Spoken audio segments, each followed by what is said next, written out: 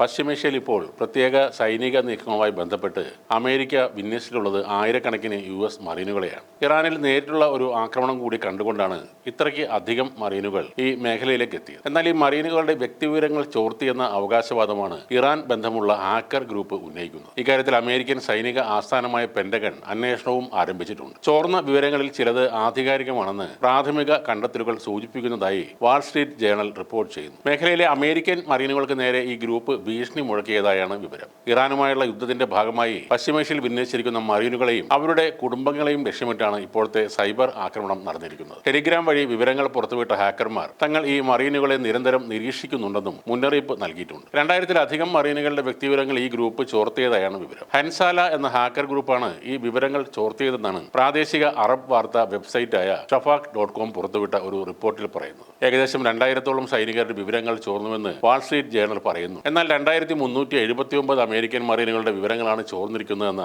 കൃത്യമായ കണക്കാണ് ഷഫാഖ്.com പുറത്തുവിട്ടിരിക്കുന്നത്. തങ്ങളുടെ നിരീക്ഷണ പാടവം തെളിയിക്കാനാണ് ഹാക്കർ ഗ്രൂപ്പ് ഈ നീക്കത്തിലൂടെ ലക്ഷ്യം വെച്ചതെന്നാണ് റിപ്പോർട്ടിൽ വ്യക്തമാക്കുന്നത്. ഈ മേഖലയിൽ വിന്യസിച്ചിരിക്കുന്ന മറീനുകൾക്ക് തങ്ങൾ നിരീക്ഷണത്തിലാണെന്നും ലക്ഷ്യമിടാൻ സാധ്യതയുണ്ടെന്നും വാട്സപ്പ് സന്ദേശങ്ങളിലൂടെ ചില ഭീഷണികൾ ലഭിച്ചതായും റിപ്പോർട്ടുണ്ട്. മറീനുകളുടെ കുടുംബ വിവരങ്ങൾ, വിലാസങ്ങൾ, ദിനചര്യകൾ, ദൈനംദിന നീക്കങ്ങൾ എന്നിവ ഉൾപ്പെടെ കൂടുതൽ വിവരങ്ങൾ തങ്ങളുടെ പക്കലുണ്ടെന്നും ഇവ പിന്നീട് പുറത്തുവിടുമെന്നും ഹാക്കർ ഗ്രൂപ്പ് അവകാശപ്പെടുന്നു. എങ്കിലും ഈ അവകാശവാദങ്ങൾ ഇതുവരെ പൂർണ്ണമായും സ്ഥിരീകരിക്കപ്പെട്ടിട്ടില്ല. ഇറാനിൽ ആകെ കുഴപ്പങ്ങളാണെന്നും രാജ്യം ഒരു തകർച്ചയുടെ വക്കിലാണെന്നും അതുകൊണ്ട് ഹോർമുസ് കടലിടുക്ക് എത്രയും വേഗം തുറന്ന് നൽകണമെന്നും ഇറാൻ അമേരിക്കയോട് ആവശ്യപ്പെട്ടതായി പ്രസിഡന്റ് ഡൊണാൾഡ് ട്രംപ് ചൊവ്വാഴ്ച അവകാശപ്പെട്ടിരുന്നു. അതിന് പിന്നാലെയാണ് അമേരിക്കൻ മറീനുകളുടെ വ്യക്തിവിവരങ്ങൾ ചോർന്നതായുള്ള ഈ റിപ്പോർട്ടുകൾ ഇപ്പോൾ പുറത്തു വന്നിരിക്കുന്നത്. ഇറാന്റെ എണ്ണ വരുമാനം തടയുന്നതിനായി നിലവിൽ ഇറാനിലേക്കുള്ള കപ്പൽ ഗതാഗതം അമേരിക്കൻ സൈന്യം തടഞ്ഞിരിക്കുകയാണ്. എന്നാൽ അമേരിക്ക ഉപരോധം നീക്കുന്നതുവരെ ഹോർമുസ് കടലിടുക്ക് തുറക്കില്ലെന്ന ഉറച്ച നിലപാടിലാണ് ഇറാനുള്ളത്. അതേസമയം സമാധാന ചർച്ചകളുമായി ബന്ധപ്പെട്ട് ഉടനെ തന്നെ